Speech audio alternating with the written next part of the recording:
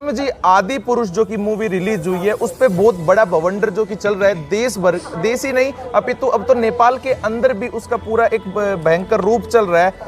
और इस मूवी के बारे में आप क्या कहेंगे? तस्वीर और इस फिल्म को बनाने वाला जहां मिले उसको दो चांटे अगर मुंह के ऊपर लगाए ना जाए तो। नमस्ते साथियों, मैं उत्तम आर्य और आज हमारे बीच में जो मेहमान है वो किसी भी परिचय के मोहताज नहीं है। त्यागी, तपस्वी, सन्यासी और युवाओं की धड़कन पूज्य स्वामी आदित्य वेश जी। स्वामी जी आपका स्वागत है। बहुत बहुत धन्यवाद उत्तम जी, और आपके सभी दर्शकों को भी सादर प्रणाम।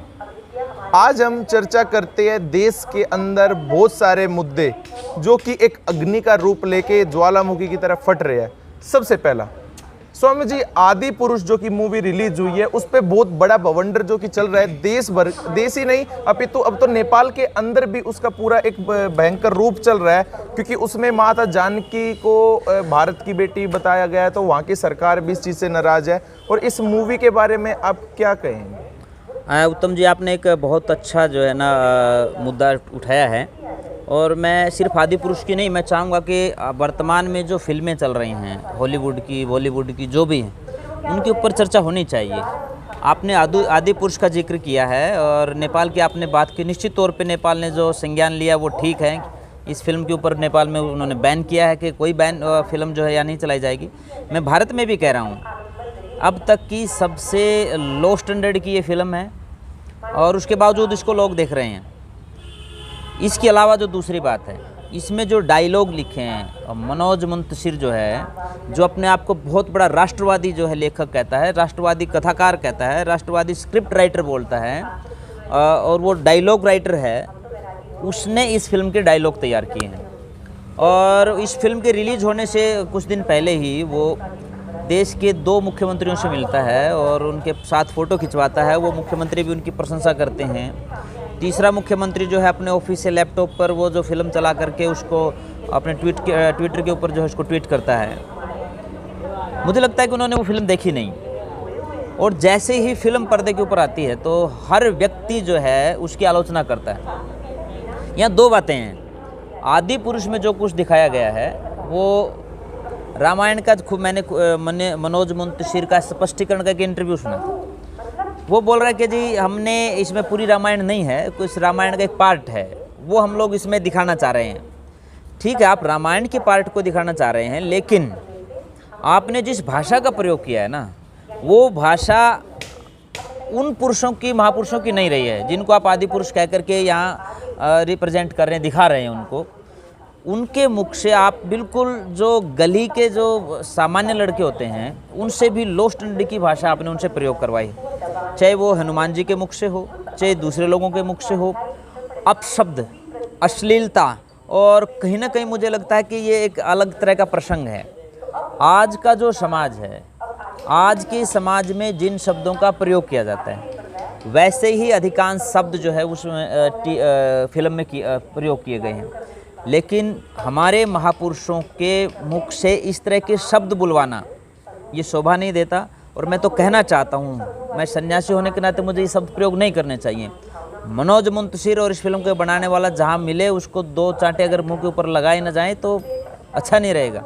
उसको लगना चाहिए, उसको एहसास होना चाहिए कि वो क्या गलतियाँ कर रहे हैं, वो इस देश की संस्कृति को बर्बाद कर रहे हैं। आप मनोज मुंतशिर को जब टीवी के ऊपर सुनते हैं, डिबेट में सुनते हैं, तो वो राष्ट्रवाद की बात करता है, परंतु उसी मनोज मुंतशिर ने हमारे महापुरुषों के मुखारविंद से इतने भद्दे और हल्के शब्द प्रयोग करवाए हैं कि आने वाले समय में इन महापुरुषों के प्रति हमारी जो नई जनरेशन है वो कोई भाव पैदा उनका नहीं होगा। एक समय वो था जब पहले की रामायण चलती थी, इतनी उसकी आस्था थी लोगों में, महिलाओं में। किसी टीवी के ऊपर जब वो चलती थी ना, तो जूते चप्पल बाहर निकाल करके तब रामायण को सुनते थे लोग, इतनी उसके प्रति आस्था थी। आप पूरे रामायण के प्रसंग को देखेंगे, पूरी की पूरी रामायण को देखेंगे, कहीं अश्लील शब्द, चेहरे से, शरीर से, हाव भाव से कहीं अश्लीलता नहीं होगी।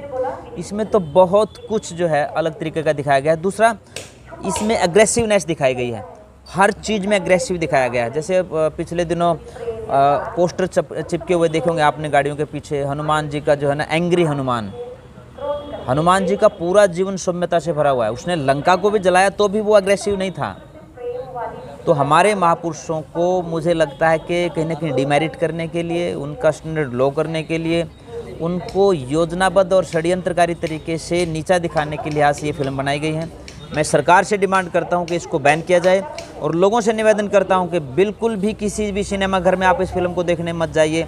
और जहां पर ये मनोज मुंशिर और इस फिल्म का निर्माता और निर्देशक जो भी लोग आपको मिलें, उनका डट करके विरोध होना चाहिए। जब तक इनका विरोध नहीं होगा, ये एक्सपेरिमेंट कर रहे हैं आपके ऊपर, आप कितना इन चीज़ों को लेकर के अपने हाव भाव रखते हैं। यदि आप अब चुप हो गए तो आने वाले समय में ये दूसरे महापुरुषों के ऊपर भी कुछ न कुछ फिल्में बनाएंगे। और आप जो सनातन परंपरा को मानने वाले लोग हैं, यदि यही इसकी मनोज मुंशिर की जगह कोई और लोग इस फिल्म को बनाने वाले होते, इस फिल्म के डायलॉग राइटर कोई और होते, और से मेरा मतलब कोई मुसलमान होता या कोई ईसाई होता, तो यही लोग जो है सिनेमा घरों की जो स्क्रीन से उनको फाड़ देते, पोस्टर को फाड़ देते। पर दिक्कत ये, हर आदमी आलोचना तो कर रहा है पर विरोध कोई नहीं कर रहा। स्वामी जी, जैसा आपने बताया कि पहले क्या होता था, टीवी चलता था तो चप्पल भी बाहर, ये हमने भी देखा एक क्लिप के अंदर, जब अरुण जी जो कि मुख्य किरदार थे रामानंद जी की सीरियल के, रामायण के जो राम, जब वो राम थे, जब वो एयरपोर्ट से जाते थे, हमारे मोमडन भाई ने भी उनके साथ खड़े होके चप्पल निकाल के उनके साथ सेल्फी ली। तो उनका एक चरित्र था। परंतु आज जो आदि पुरुष जो आ रही है, वो एक बच्चों में भी एक हीन भावना ला रही है हमारे पूर्वजों और महापुरुषों के प्रति। तो बच्चों के लिए आपकी क्या विशेष? नहीं, इसमें एक बात समझने की जरूरत है उत्तम जी। एक टाइम था जब लॉर्ड मैकाले इस भारत में आया, तो उसने जो सबसे बड़ा षड्यंत्र था ना उसका, वो षड्यंत्र ये था कि युवा जो जनरेशन है, युवा जो बच्चे हैं, उनका अपने धर्म ग्रंथों के प्रति, अपने महापुरुषों के प्रति जो है ना इतना दुराव पैदा कर दो, उनके प्रति घृणा पैदा कर दो कि कभी वो वेदों की तरफ ना लौट करके देखें, कभी वो अपने महापुरुषों में आस्था पैदा ना कर सकें। ये उसका प्रयास था और वो उस प्रयास में एक हद तक शामिल हुआ, कामयाब रहा। परंतु अब इन फिल्मों के माध्यम से कुछ न कुछ जो है ऐसा करने का प्रयास किया जा रहा है। जो लॉर्ड मैकाले की जो नीति थी ना, उसी नीति के ऊपर ये काम हो रहा है। जिनको हम महापुरुष बोलते हैं, जिनको अपना रोल मॉडल मानते हैं, जिनको हम अपना प्रेरणा स्रोत मानते हैं, जिनको अपने एक तरह से लोग तो भगवान जिनको मानते हैं, उनके मुखारबिंद से इस तरह की भाषा प्रयोग करवा करके, तो फिर ये होगा आने वाले समय में लोग इनके प्रति कोई भाव पैदा नहीं कर पाएंगे। आप एक छोटा सा उदाहरण देकर के मैं ख़त्म कर रहा हूँ बात को। राम रहीम सिंह, रामपाल दास, आशाराम, ये ऐसे बड़े धर्म के नाम पर काम करने वाले लोग रहे, और जब इनके काले कारनामे लोगों के सामने आए तो जो यंग जनरेशन थी, उस यंग जनरेशन ने कहा यदि यही लोग धार्मिक नेता हैं तो हम इनको बिल्कुल नहीं मानते, और अगर यही धर्म है तो हम इस धर्म को नहीं मानते। तो धर्म से विमुख हो गए नौजवान तबका। इन फिल्मों के माध्यम से भी ये षड्यंत्र चल रहा है कि हमारा जो खास करके यूथ है, वो प्राचीन परंपराओं के प्रति, सनातन परंपराओं के प्रति, हमारे ऋषि महर्षियों के प्रति उनका कोई भाव पैदा ना हो। ये फिल्में उसका जो है ना वो काम कर रही हैं। इनका विरोध होना चाहिए और इनको पूरे भारत के अंदर ही नहीं, पूरी दुनिया के अंदर बैन करना चाहिए। मैं नेपाल और नेपाल की सरकार को, वहाँ के लोगों को बधाई देता हूँ कि उन्होंने बहुत तगड़ा और विशेष डिसीजन लिया है। भारत सरकार को उनका अनुसरण करना चाहिए। स्वामी जी, आपका बहुत बहुत धन्यवाद और इतना मजा आया आपके साथ बात करके। धन्यवाद उत्तम जी, आपका भी धन्यवाद, आपके सभी दर्शकों का भी धन्यवाद। Thank you.